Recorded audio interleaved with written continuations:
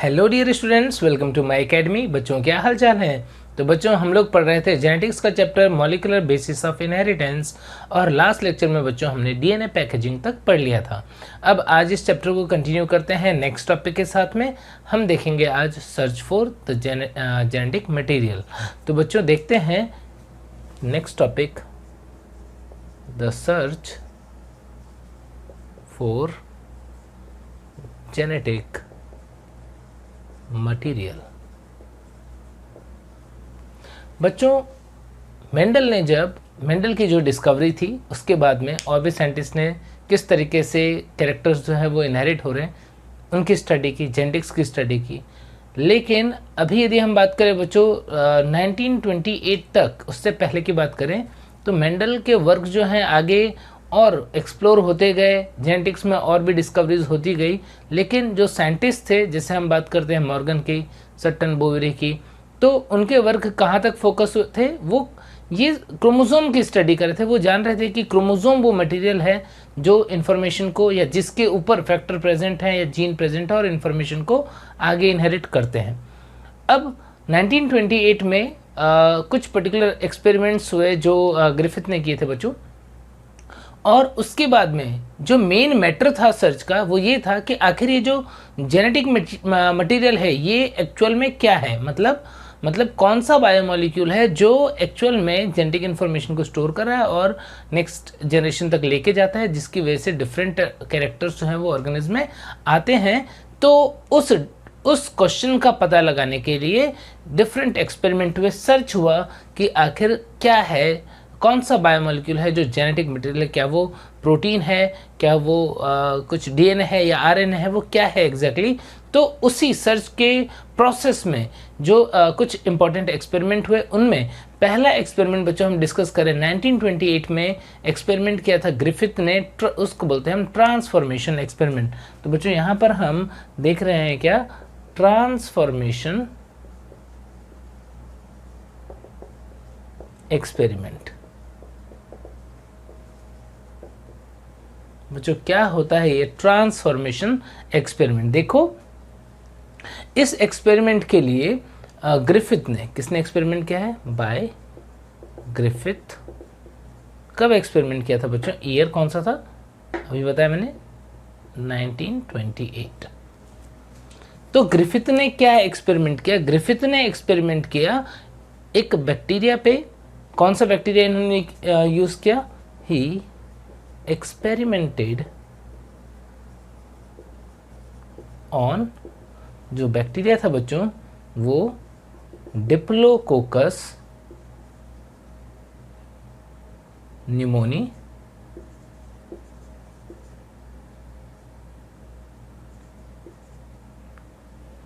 और Streptococcus pneumoniae. तो इस बैक्टीरिया के ऊपर उन्होंने एक्सपेरिमेंट किया, डिप्लोकोकस न्यूमोनी या स्ट्रेप्टोकोकस न्यूमोनी बैक्टीरिया लिया था बच्चों। और इस बैक्टीरिया की, जो न्यूमोकोकस बैक्टीरिया भी बोलते हैं, इसकी 2 स्ट्रेन जो है उन्होंने यूज़ की एक्सपेरिमेंट के लिए। इसके 2 डिफरेंट स्ट्रेन्स जो हैं वो यूज़ किए। कौन कौन से स्ट्रेन थे, एक था बच्चों आर स्ट्रेन। आर का मतलब क्या है यहाँ पर आर का मतलब है रफ स्ट्रेन है ये, जिसको हम आर को R2 स्ट्रेन भी बोलते हैं। दूसरा स्ट्रेन जो इन्होंने यूज किया वो था S स्ट्रेन, S3 स्ट्रेन। यहाँ पर S का मतलब क्या है बच्चों, S का मतलब है स्मूथ स्ट्रेन, स्मूथ बैक्टीरिया ये। और रफ और स्मूथ होने का रीजन क्या है, क्यों रफ क्यों स्मूथ बच्चों, यदि वो नॉन कैप्सुलेटेड है, नॉन कैप्सुलेटेड, तो नॉन कैप्सुलेटेड बैक्टीरिया जो है वो कौन से स्ट्रेन है, रफ स्ट्रेन है। और स्मूथ स्ट्रेन कौन से हैं, कैप्सुलेटेड बैक्टीरिया। मुझे जो कैप्सूल होता है इसका फंक्शन क्या होता है, आपने जब मोनेरा वाला चैप्टर पढ़ा था, बैक्टीरिया के बारे में पढ़ा था, तब हमने इस बात पे डिस्कस किया था कि फंक्शन क्या होता है कैप्सूल का। तो बच्चों कैप्सूल जो है वो पॉलीसेकेराइड की एक लेयर होती है, टफ सी लेयर होती है, और इसका फंक्शन होता है बैक्टीरिया को होस्ट के इम्यून सिस्टम से बचाना। तो इसका मतलब कैप्सुलेटेड बैक्टीरिया जो होंगे वो होस्ट के इम्यून सिस्टम से अपने आप को बचा पाएंगे। इसका मतलब क्या होगा बच्चों, वो ज़्यादा डेंजरस होंगे, कैप्सुलेटेड होते हैं और डेंजरस या वायरुलेंट होते हैं। कैसे होते हैं, वायरुलेंट। जबकि आर स्ट्रेन जो होता है वो कैसा होता है, नॉन वायरुलेंट होता है। नॉन वायरुलेंट का मतलब ये ज़्यादा डेंजरस नहीं है, ये ऑर्गेनिज्म को किल नहीं करेगा, जबकि ये कर देगा। तो एक्सपेरिमेंट के लिए उन्होंने क्या लिया, समझ गए बच्चों, एक्सपेरिमेंट के लिए उन्होंने डिप्लोकोकस या स्ट्रेप्टोकोकस न्यूमोनी बैक्टीरिया लिया। हमारे एनसीईआरटी में क्या दिया हुआ है, स्ट्रेप्टोकोकस न्यूमोनी या न्यूमोकोकस, ये बैक्टीरिया लिया था। और इसके 2 स्ट्रेन यूज़ किए, आर स्ट्रेन और एस स्ट्रेन। आर स्ट्रेन जो है रफ है, नॉन कैप्सुलेटेड है, नॉन वायरुलेंट है, और एस स्ट्रेन जो है वो कैप्सुलेटेड और वायरुलेंट स्ट्रेन होता है। ठीक है बच्चों, अब उन्होंने एक्सपेरिमेंट किया, क्या किया वो देखते हैं बच्चों। अभी तो देखा हमने किसके ऊपर एक्सपेरिमेंट किया है और कौन सा बैक्टीरिया यूज़ किया और उसकी 2 स्ट्रेन ली थी, उन दोनों स्ट्रेन में क्या डिफरेंस था। अब देखते हैं कि एग्जैक्टली उन्होंने क्या एक्सपेरिमेंट किया। देखो बच्चों, सबसे पहले एक्सपेरिमेंट में उन्होंने क्या किया, उन्होंने लिया एक आर स्ट्रेन, कल्चर मीडियम पे ग्रो करवा दिया है। आर स्ट्रेन बैक्टीरिया जो है उसे उन्होंने क्या किया, इंजेक्शन में लोड किया और उसे इंजेक्ट कर दिया किसके अंदर, इंजेक्टेड इन माइस। लोड करके क्या किया, माइस के अंदर इंजेक्ट कर दिया। उन्होंने देखा कि माइस के ऊपर क्या फर्क पड़ा, माइस सर्वाइव्ड, माइस जो है वो जिंदा रही। क्यों, क्योंकि अभी हमने बात की आर स्ट्रेन जो है वो कैसा है, नॉन वायरुलेंट है, तो माइस जो है वो सर्वाइव कर गया, जिंदा रहा। ऐसे फिर इन्होंने क्या किया, एस स्ट्रेन वाला बैक्टीरिया लिया और फिर उसे इंजेक्ट किया किसके अंदर, इंजेक्टेड इन माइस। और अब की बार उन्होंने क्या देखा कि माइस जो है मर गई, माइस डाइड। क्यों, क्योंकि एस स्ट्रेन जो है वो कैसा था, वायरुलेंट था। तो वायरुलेंट था तो क्या होगा बच्चों, उसने माइस को किल कर दिया। अब उन्होंने थर्ड एक्सपेरिमेंट किया, क्या किया, इस एस स्ट्रेन को हीट किल किया, heat killed S strain, bacteria जो है उसको हीट से किल कर दिया और फिर से उसे इंजेक्ट किया माइस के अंदर, इंजेक्टेड इन माइस। क्या होगा आप सोच सकते हो, क्या क्या होगा, माइस मर जाएगी कि जिंदा रहेगी, सर्वाइव्ड, जिंदा रहेगी। क्यों, क्योंकि बैक्टीरिया जो है उसको हीट किल कर दिया है। फोर्थ एक्सपेरिमेंट जो उन्होंने किया, अब उन्होंने क्या किया बच्चों, ये इंपॉर्टेंट है, हीट किल्ड एस स्ट्रेन, इसको मिक्स कर दिया किसके साथ में, लिविंग आर स्ट्रेन के साथ में। हीट किल्ड एस स्ट्रेन को लिविंग आर स्ट्रेन के साथ में मिक्स करके अब इसको माइस के अंदर इंजेक्ट कर दिया, इंजेक्टेड इन माइस। और बच्चों जो वायरुलेंट है उसे हीट किल कर दिया है, नॉन वायरुलेंट लिविंग है। क्या रिजल्ट आना चाहिए, यहाँ पर रिजल्ट जो था थोड़ा चौंकाने वाला रिजल्ट था बच्चों, यहाँ पर माइस जो है वो मर गई, डाइड। आखिर क्या हुआ बच्चों, यानी यहाँ पर हमको ये समझ में आ रहा है बहुत आसानी से, ये बहुत आसानी से समझ में आ रहा है, ये भी बहुत आसानी से समझ में आ रहा है। यहाँ पर कुछ डिफरेंस आ गया, कुछ हमारे नॉर्मल जो फिनोमेना है उससे कुछ अलग दिख रहा है। क्या कि जब वायरुलेंट को किल कर दिया और नॉन वायरुलेंट लिविंग है तो भी माइस जो है वो डेड क्यों हो गई, आखिर वो मर क्यों गई। बच्चों क्या हुआ कि ये जो लिविंग आर स्ट्रेन था उसने जो हीट किल्ड बैक्टीरिया था एस स्ट्रेन का, उसके डीएनए को अपटेक किया और उस डीएनए को अपटेक करने की वजह से क्या हो गया, वो ट्रांसफॉर्म हो गया, उसके अंदर कैप्सूल का फॉर्मेशन हो गया, उसके अंदर टॉक्सिन बनने लगे, वो अपने आप को होस्ट के इम्यून सिस्टम से बचाने लगा और क्या हुआ, वो डेंजरस स्ट्रेन में कन्वर्ट हो गया और उसने क्या किया, उसने माइस को किल कर दिया। आई बात समझ में, यानी यहाँ पर हुआ क्या है बच्चों, यहाँ पर living R strain uptake the piece of DNA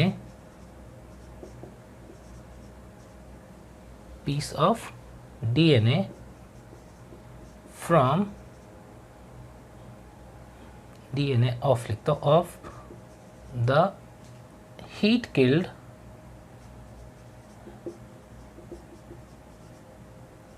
S strain bacteria. and transform into virulent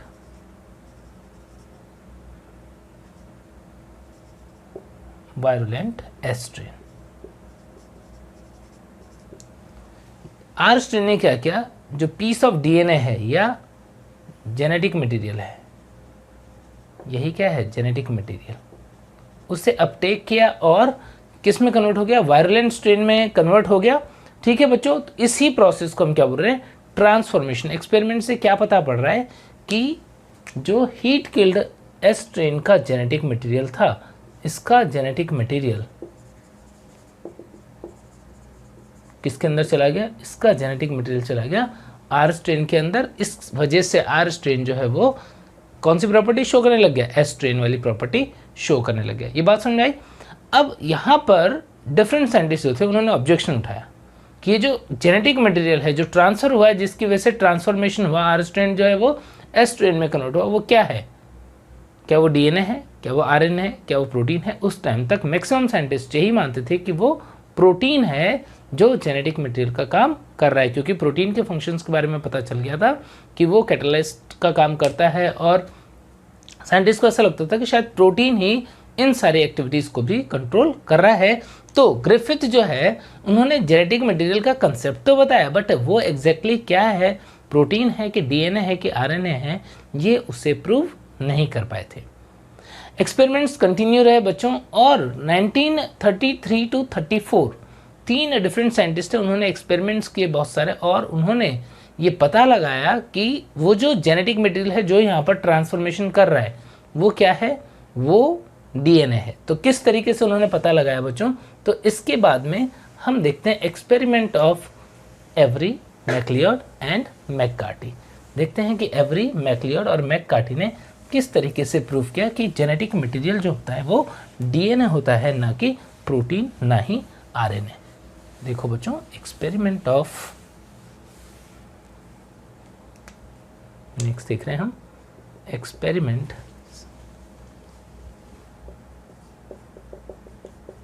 experiment of Avery, MacLeod and McCarthy.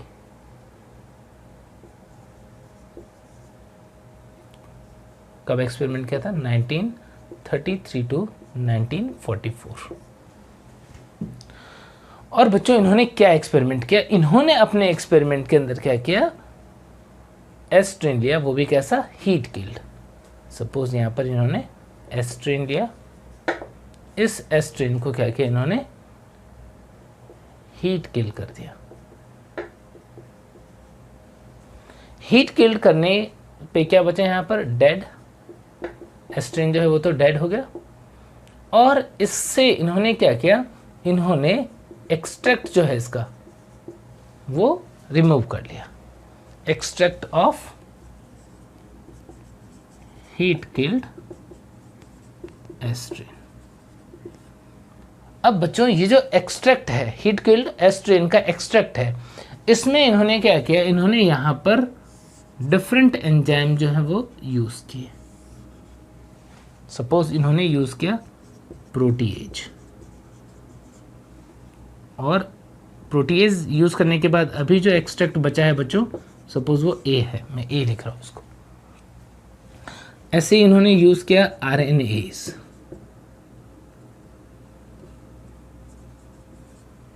और अब जो एक्सट्रैक्ट बचा मान लो वो है extract B.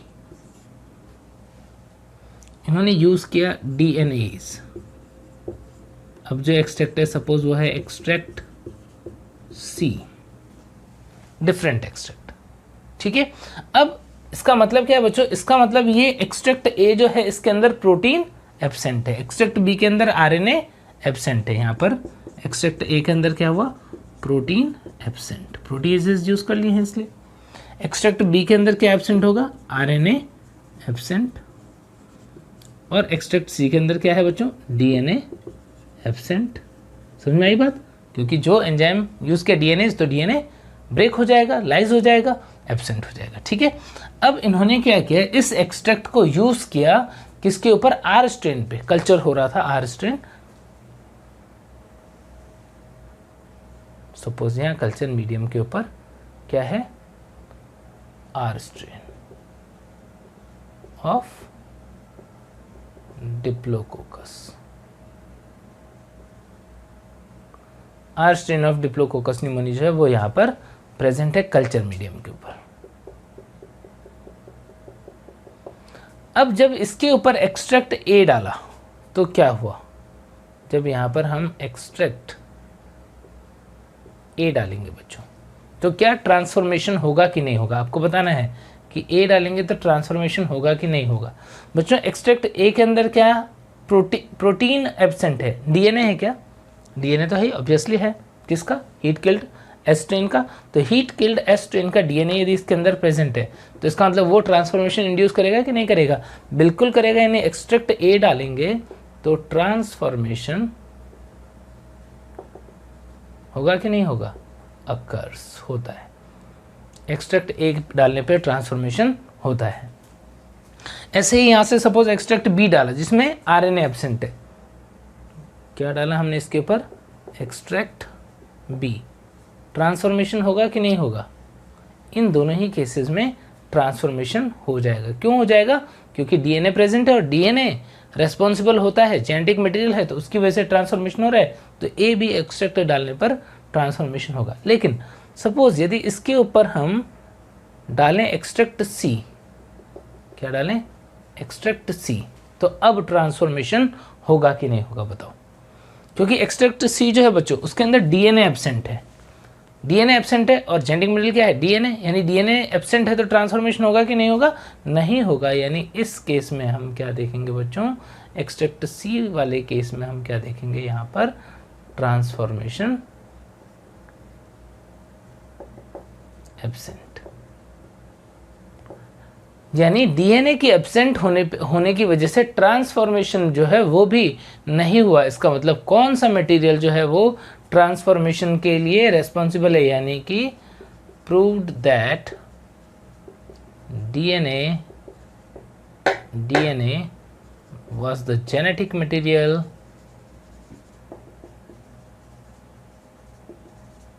responsible for transformation. तो बच्चों इस तरीके से प्रूव हो गया कि ट्रांसफॉर्मेशन के लिए रिस्पॉन्सिबल जो जेनेटिक मटेरियल है वो क्या है, वो डीएनए है। तो जब ग्रिफिथ ने एक्सपेरिमेंट किया तो उन्होंने एग्जैक्टली नहीं बताया था कि वो कौन सा मटेरियल है जिसकी वजह से ट्रांसफॉर्मेशन हुआ है, बट जब एवरी मैकलियोड और मैककार्टी ने एक्सपेरिमेंट किया तो उन्होंने प्रूव कर दिया था कि ये प्रोटीन है जो ये प्रोटीन नहीं है, मतलब प्रोटीन जो है उसकी वजह से ट्रांसफॉर्मेशन नहीं होता, प्रोटीन जेनेटिक मटेरियल नहीं होता बल्कि डीएनए जो है वो जेनेटिक मटेरियल होता है। ठीक है बच्चों, इसके बाद में हर्शे और चेज ने जब एक्सपेरिमेंट किया तो बच्चों उस एक्सपेरिमेंट से अनइक्विवोकल प्रूफ आ गया कि जेनेटिक मटेरियल जो है वो क्या होता है, डीएनए होता है, ना कि प्रोटीन। तो बच्चों देखते हैं अब इसके बाद में third experiment, Hershey and chase का एक्सपेरिमेंट। देखो बच्चों थर्ड एक्सपेरिमेंट हम देख रहे हैं, experiment for the search of genetic material. इसी में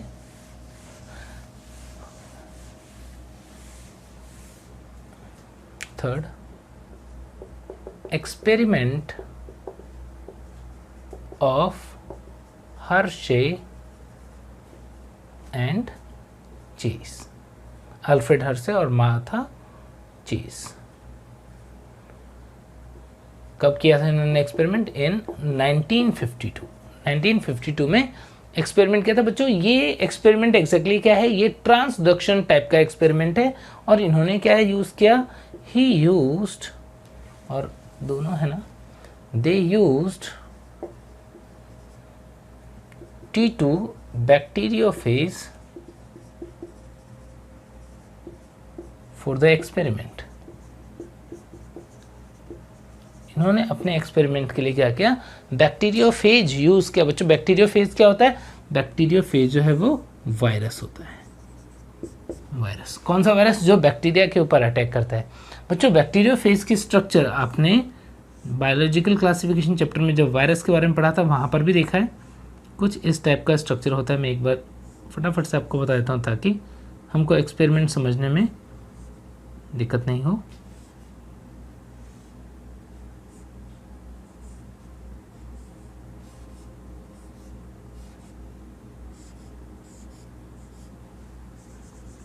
कुछ इस टाइप का होता है बच्चों वायरस। अब इस वायरस के अंदर हम क्या देखते हैं, इस वायरस के अंदर हम देखते हैं बच्चों कि ये प्रोटीन कोट है। क्या है? प्रोटीन कोट या कैप्सिड बोल देते हैं इसको। प्रोटीन का कैप्सिड है। अंदर क्या है बच्चों? अंदर है जेनेटिक मटेरियल, डीएनए।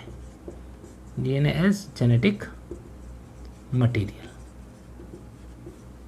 ठीक है, ये इसका हेड होता है,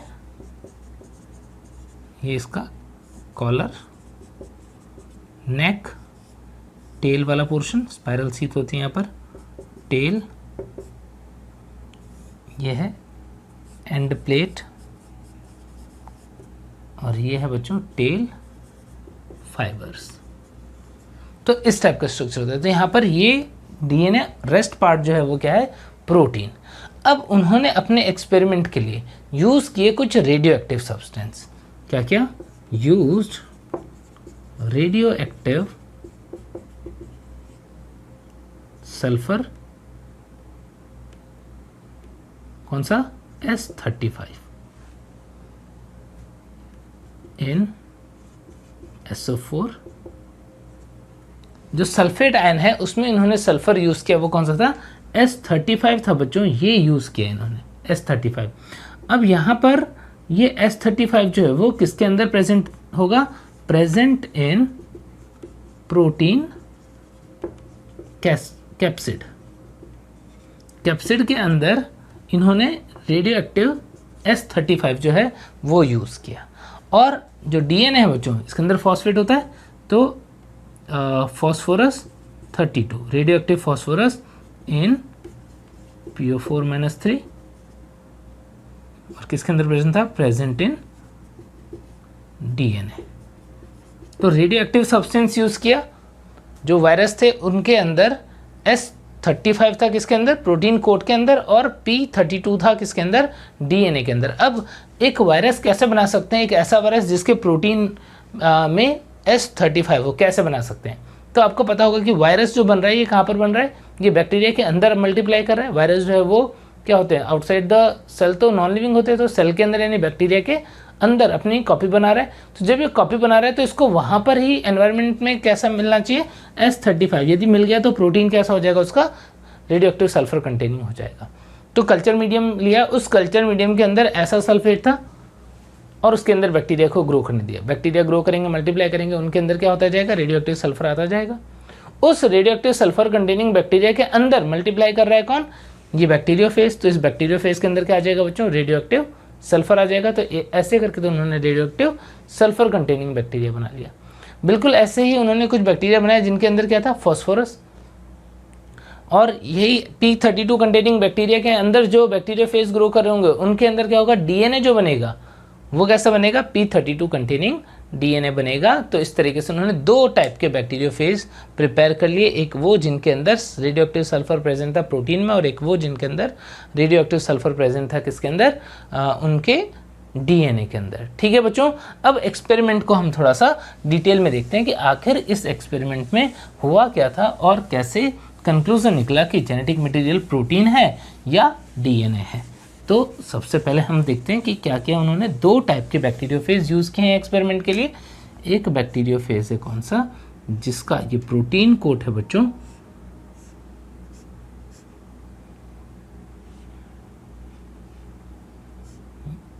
ये प्रोटीन कोट जो है बच्चों वो कैसा है? वो रेडियो एक्टिव है। यानी प्रोटीन के अंदर तो सल्फर होगा S35 कैप्सिड,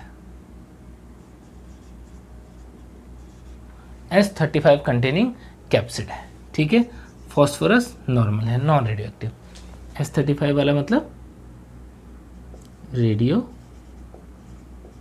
एक्टिव। कैप्सिड है। एक तो बैक्टीरियोफेज ऐसा ले लिया। दूसरा बैक्टीरियोफेज कैसा लिया? दूसरा बैक्टीरियोफेज लिया जिसके अंदर प्रोटीन तो नॉन रेडियो एक्टिव है, कैप्सिड जो है वो तो नॉर्मल है।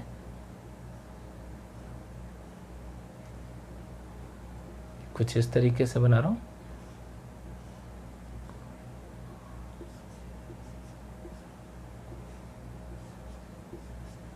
और डीएनए जो है बच्चों इसके अंदर, वो डीएनए कैसा है? DNA P32 containing radio active DNA है। तो ऐसे दो डिफरेंट टाइप के बैक्टीरियोफेज इन्होंने बनाए। कैसे बनाए अभी मैंने डिस्कस किया। अब इसके बाद फर्स्ट स्टेप क्या किया इन्होंने? इन्फेक्शन। क्या करवाया? इन्फेक्शन। इन्फेक्शन करवाने का मतलब क्या कि एक बैक्टीरिया लिया, सपोज ई कोलाई, और इस बैक्टीरिया के ऊपर बैक्टीरियोफेज का इन्फेक्शन करवा दिया। अभी बैक्टीरियोफेज क्या करता है? इसके अंदर ट्रांसडक्शन होता है। डीएनए अपना जेनेटिक मटेरियल जो है वो ट्रांसफर कर देगा किसके अंदर? बैक्टीरिया के अंदर। इसे बोल रहे हैं हम इन्फेक्शन। ठीक है, बिल्कुल ऐसे ही यहाँ पर क्या है? ये S32 वाला कैप्सिड है। कैप्सिड जो है उसके अंदर क्या है?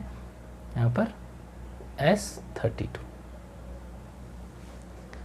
यहाँ पर इस वाले एक्सपेरिमेंट में देखो बच्चों, दूसरे बैक्टीरिया के साथ में क्या किया? वही अगेन इन्फेक्शन करवाया। इन्फेक्शन करवाएंगे यदि, तो अब क्या होगा? बैक्टीरियोफेज जो है वो यहाँ पर अटैच हो गया और डीएनए इसने इंसर्ट कर दिया। तो ये डीएनए जो है वो कौन सा है? P32 रेडियो एक्टिव डीएनए अंदर चला गया। यानी यहां पर रेडियो एक्टिव प्रोटीन जो है वो बाहर है, जबकि यहां पर आप क्या देख रहे हो? रेडियो एक्टिव डीएनए था वो बैक्टीरिया के अंदर चला गया। इन्फेक्शन। इन्फेक्शन के बाद में इन्होंने क्या कराया बच्चों? इन्फेक्शन के बाद में ब्लेंडिंग। ब्लेंडिंग करवाया। ब्लेंडिंग करवाने पे क्या होगा बच्चों? इसको शेक किया है बहुत तेजी से, ब्लेंडिंग। तो ब्लेंडिंग करने से क्या होगा बच्चों? ये जो बैक्टीरियोफेज है वो डिटैच हो जाएगा किससे? बैक्टीरियोफेज जो है वो इस बैक्टीरिया के ऊपर से डिटैच हो जाएगा। अंदर क्या रह जाएगा? अंदर रहेगा इसका डीएनए। तो बताओ रेडियो एक्टिविटी कहाँ पे थी? प्रोटीन के कैप्सिड में थी।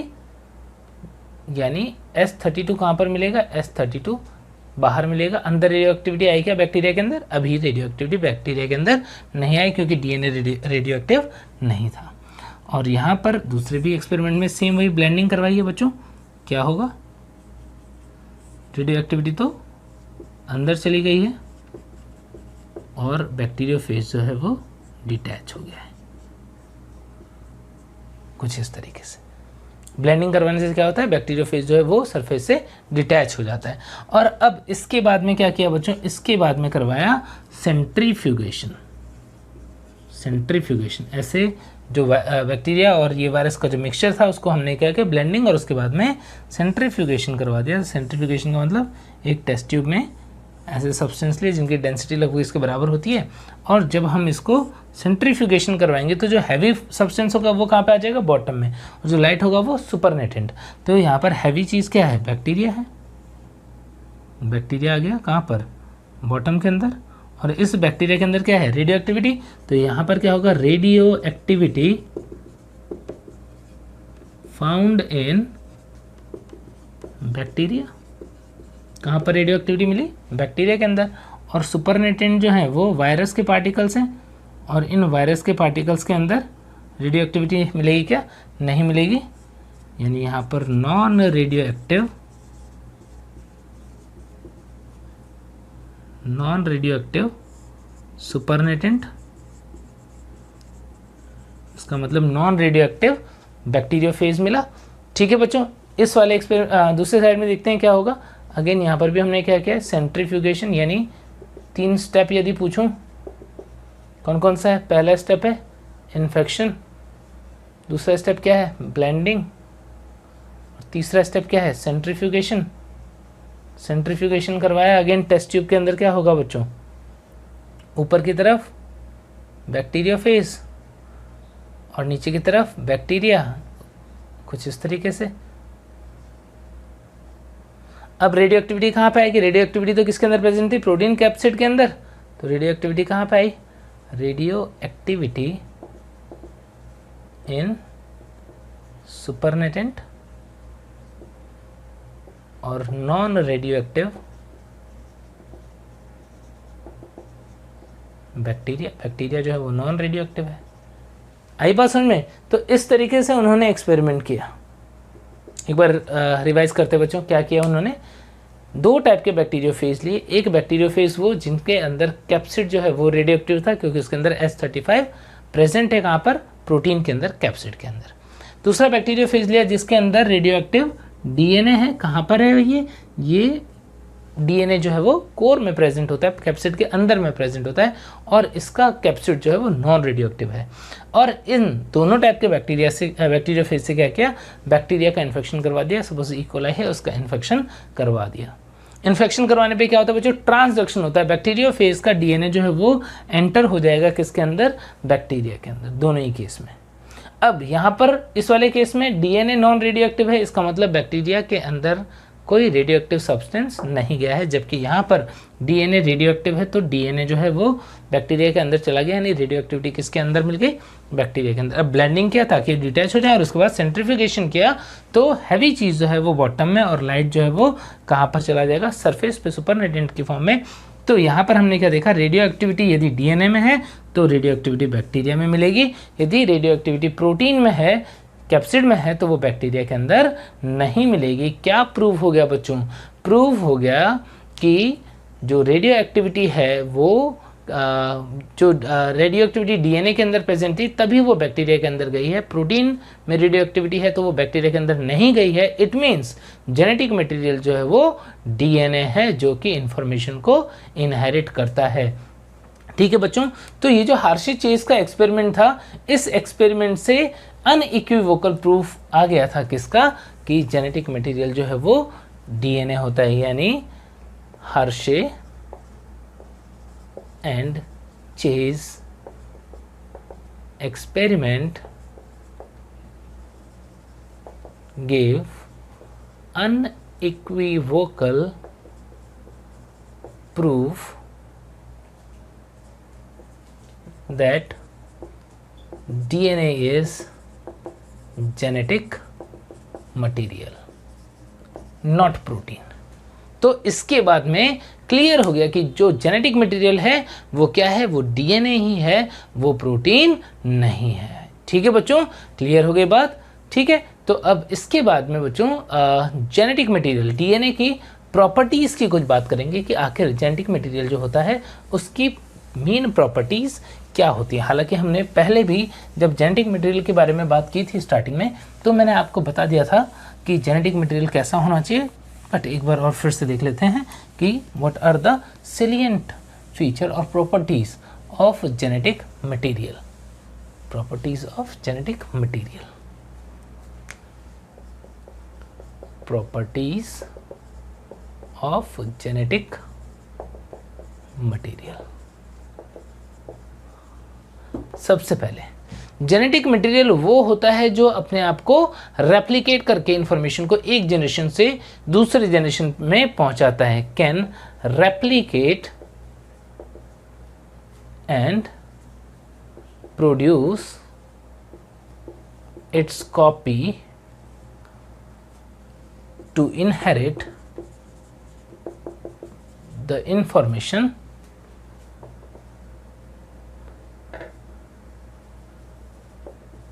To next generation. Next generation या नेक्स्ट सेल जो है उसके अंदर इंफॉर्मेशन को पहुंचाएगा बच्चों, तो ऐसा मटेरियल होना चाहिए। दूसरी चीज, it should be stable, stable होना चाहिए बच्चों। और ये जो डीएनए है उसको स्टेबिलिटी प्रोवाइड कौन करता है बच्चों? Absence of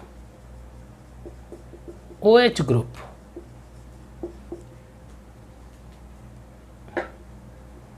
on second carbon of pentose sugar। क्या होगा? यदि सेकेंड कार्बन पर OH ग्रुप होता तो वो रिएक्ट करने के लिए वो जल्दी से इजीली किससे रिएक्ट कर लेता और स्ट्रक्चर जो है वो चेंज हो जाती। तो इसीलिए यदि सेकंड जो पेंटोज शुगर है उसके सेकंड कार्बन पे OH ग्रुप एब्सेंट होगा तो उसकी वजह से भी क्या होगी, स्टेबिलिटी आएगी। दूसरा, thymine provides it more stability as compare to uracil. क्या होता है, डीएनए में थायमिन होता है, आरएनए में यूरेसिल होता है, तो थायमिन जो होता है वो भी इसको ज़्यादा स्टेबिलिटी प्रोवाइड करने का काम करता है। इसके अलावा due to double stranded structure, DNA जो है वो डबल स्ट्रैंडेड स्ट्रक्चर होता है, कॉम्प्लीमेंट्री नाइट्रोजनस बेस पेयर्स जो होते हैं वो इजीली चेंज नहीं होते हैं और उसकी वजह से भी स्टेबिलिटी आती है। तो ये स्टेबिलिटी जो है वो होना भी ज़रूरी है। नेक्स्ट, जेनेटिक मटेरियल जो है वो उनके अंदर चेंजेस आने चाहिए, म्यूटेशन होना चाहिए, लेकिन बहुत ही स्लो रेट से होना चाहिए, यानी mutation should occur with a very slow rate. Mutation जो है वो क्या होना चाहिए, लेकिन बहुत ही स्लो रेट से होना चाहिए। ये भी जेनेटिक मटेरियल की प्रॉपर्टी होती है। इनके अलावा जेनेटिक मटेरियल जो है वो हर एक सेल में प्रेजेंट होता है और सेल के जो फीचर्स होते हैं उनको मेनली यही डिसाइड करता है और अपने आप को एक्सप्रेस करता है प्रोटीन सिंथेसिस के थ्रू। ठीक है बच्चों, तो ये सारे के सारे क्या हैं, प्रॉपर्टीज़ हैं जेनेटिक मटेरियल की। ठीक है बच्चों, अब हम बात कर लेते हैं एक बार आरएनए वर्ल्ड की। क्या है आरएनए वर्ल्ड? बच्चों, डीएनए के बारे में तो हमने देख लिया, जेनेटिक मटेरियल डीएनए है, लेकिन साइंटिस्ट लोगों का मानना है कि इनिशियली जब इवोल्यूशन हुआ था उस टाइम पर डीएनए नहीं, डीएनए से पहले बना था आरएनए, और उस एरा को या उस टाइम को साइंटिस्ट जो है वो क्या बोल देते हैं, आरएनए वर्ल्ड बोल देते हैं। क्या? RNA world. क्या? During early evolution RNA was the main material that stored the genetic information,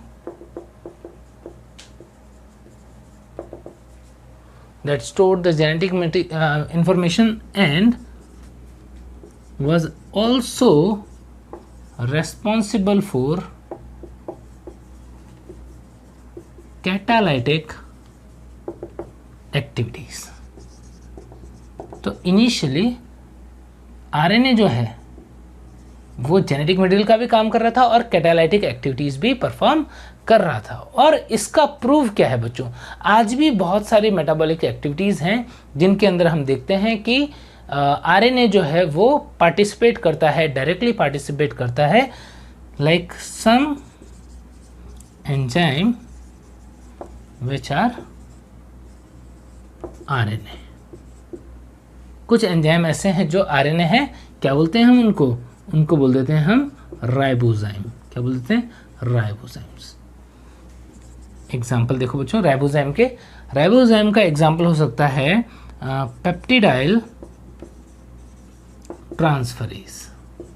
peptidyl transferase जो है बच्चों वो लार्जर यूनिट ऑफ राइबोसोम उस पे प्रेजेंट होता है। राइबोसोम की लार्जर यूनिट जो है 23S 28S, सब यूनिट की बात करें तो 23S और 28S, प्रोकैरियोट में 23, यूकैरियोट में 28S। तो लार्जर यूनिट की लार्जर सब यूनिट जो है बच्चों वहाँ पर पेप्टिडाइल ट्रांसफरेज एंजाइम होता है जो पेप्टाइड बॉन्ड, जब प्रोटीन सिंथेसिस पढ़ेंगे बच्चों तब डिटेल में देखेंगे, प्रोटीन सिंथेसिस के टाइम पे पेप्टाइड बॉन्ड बनाने में काम करता है। वो क्या है? वो राइबोजाइम है, आरएनए है। इसके अलावा स्नर्प, स्मॉल न्यूक्लियर राइबोन्यूक्लियर प्रोटीन, या इसे हम स्प्लाइसियोसोम भी बोलते हैं। ये भी क्या है? ये भी राइबोजाइम का एग्जाम्पल है। इसके अलावा एक और राइबोन्यूक्लियेज पी। तो बच्चों ऐसे डिफरेंट एंजाइम है, जो राइबोजाइम है, आरएनए है, जो कैटालाइटिक एक्टिविटी भी कर रहा है। तो ये प्रूव है कि हाँ, कभी ना कभी इनिशियली हो सकता है कि आरएनए जो है वही मेन कैटालाइटिक फंक्शन कर रहा और ग्रेजुअली इससे क्या बना, स्टेबल फॉर्म बनी, डीएनए बना। तो बच्चों यहाँ पर क्या होता है, डीएनए स्टेबल है, so store and transfer, or I can say store and inherit genetic information। Stability ज़्यादा है इसलिए। और आरएनए जो है, आरएनए मोर एक्टिव है, तो इसीलिए बच्चों किस में हेल्प करता है, इसीलिए ये helps in expression of genetic information. Genetic information को स्टोर करने का काम डीएनए करेगा और जेनेटिक इंफॉर्मेशन को एक्सप्रेस करवाने में मेनली हेल्प करेगा कौन, आरएनए हेल्प करेगा। और इनिशियली ऐसा माना जाता है कि इवोल्यूशन में अर्ली स्टेज में आरएनए जो है वही मेन मटेरियल था जो क्या करता था, जो जेनेटिक इंफॉर्मेशन रखता था और बहुत सारी कैटालाइटिक एक्टिविटीज़ में पार्टिसिपेट करता था। तो साइंटिस्ट उस टाइम को क्या बोल देते हैं, आरएनए वर्ल्ड बोल देते हैं। ठीक है बच्चों। तो बच्चों अब नेक्स्ट लेक्चर में हम लोग डीएनए का रेप्लिकेशन जो है उसकी बात करेंगे। तब तक आप लोग अच्छे से पढ़ते रहिए। Bye bye.